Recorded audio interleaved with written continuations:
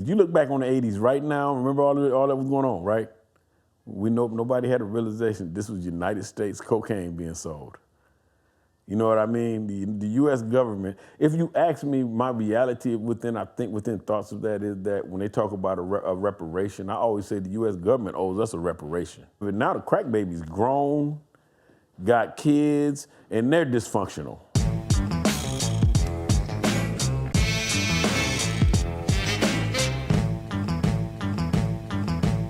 If you transcend outside of the let's say the race politics, and if you transcend outside of the jail politics, and you get to what's going on in the world and the streets, all our beefs seem like the beefs are in our neighborhood are geographical, because the same adversaries exist for the harpies that exist for the 20s.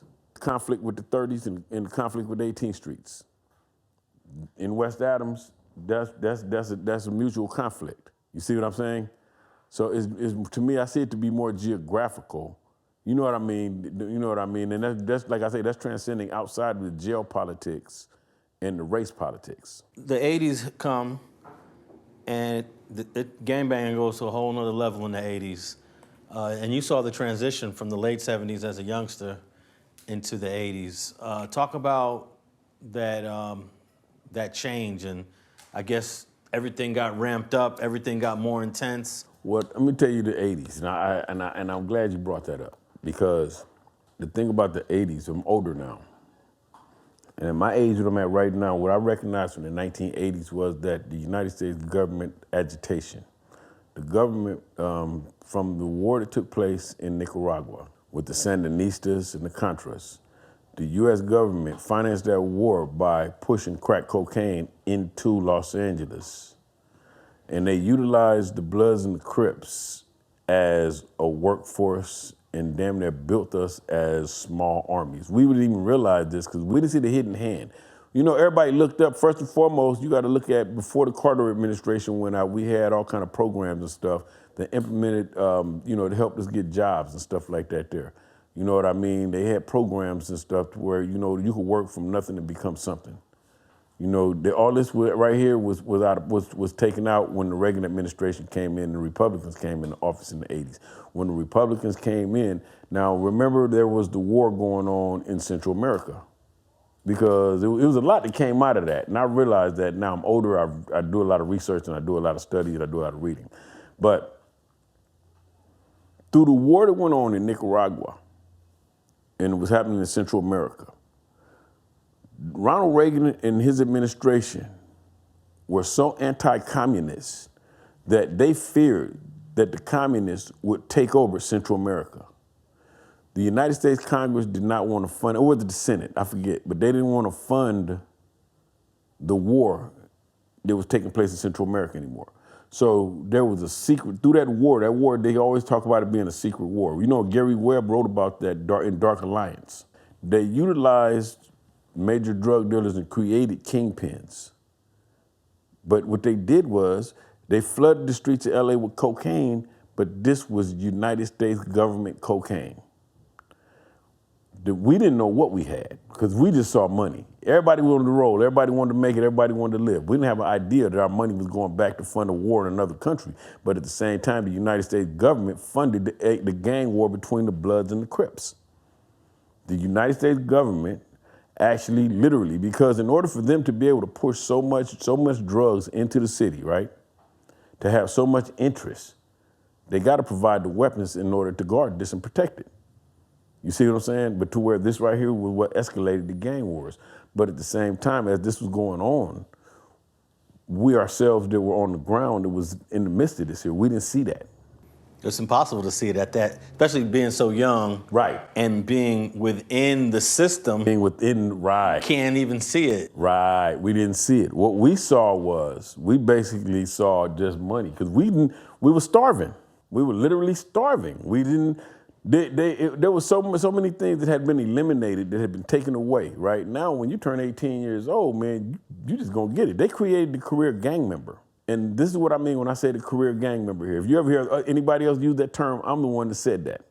The career gang member was created because before there was cocaine, before all this, there was somewhat of a level of enhancement of finances in the streets.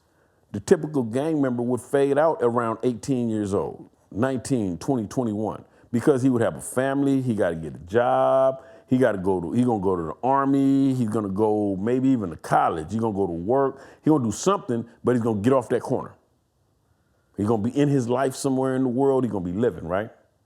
They created the career gang members. They made it because if you got a felony, you can't go to the military. At the same time, you got a felony, you can't even get a fucking job. At the same time, your mind ain't on going nowhere else because in school they made it so complicated that you can barely succeed in school. Everybody was dropping out. Now, I remember sitting in Jefferson High School, and I was in there in the classroom talking to some homies in the class in Bloods.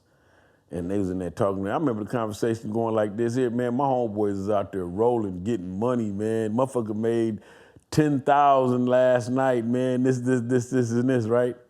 Fuck going to school. I'm dropping out. Fuck this. That was the conversation. And I could imagine how many people felt that way looking at all the money, right? So now what happened with that was basically the fact that there was a great escalation within the streets themselves, because now you got more of us on the streets than you got in school, because this is where we get instant gratification financially. Yeah, everyone wanted that money, and they wanted the fast money. And I remember around 82, 83, 84, I would hear these names that seemed like the ballers of the time: Whitey Enterprises, LaRue, right. And then I think later came Freeway Ricky Ross. Right. Those are the first names that I heard buzzing when it came to the game. Right. Well, the thing about it that made this seem so great to us, we went outside of being gangs. You start hearing about these drug organizations, like how you mentioned White Enterprise and things like that. There, people were actually pulling together groups within their hoods, and here, boom, it's about getting money. Then you had Third World. Right. Then you had another one over there in the 40s Avalon. What was that one called? It's Ozone. Ozone. You had Ozone. You had a lot of different groups, but this was, like I say, the thing about it was that, and here you go. Once again, we didn't realize that through all this, in the 80s, you look back on the 80s right now, remember all that was going on, right? We know nobody had a realization this was United States cocaine being sold. You know what I mean? The U.S. government, if you ask me, my reality within thoughts of that is that when they talk about a reparation, I always say the U.S. government owes us a reparation. Not just for slavery, but for that, cocaine. For the crack Yeah. epidemic. They owe us a reparation for that, because look how many lives they destroyed. Then they criminalized it. They gave it to us and criminalized it. Yeah, well, the government has pretty much denied everything that Gary Webb exposed, so. Right, but you got guys like Danilo Blandon, who was a CIA operative. Mm-hmm. They was literally working for the CIA. I mean, you know what I mean? The whole concept of it is that, man, we look at now, we still living in the aftermath of it. Now the crack baby's grown, got kids, and they're dysfunctional. Thanks for watching StreetTV.net. If you're not subscribed, please hit that button below and click the bell to receive alerts and notifications. Feel free to comment below so you can give us your feedback, and be sure to watch the 2 related episodes to the right. If you want to support this platform or follow us on social media, visit the links in the description. Thanks for watching StreetTV.net.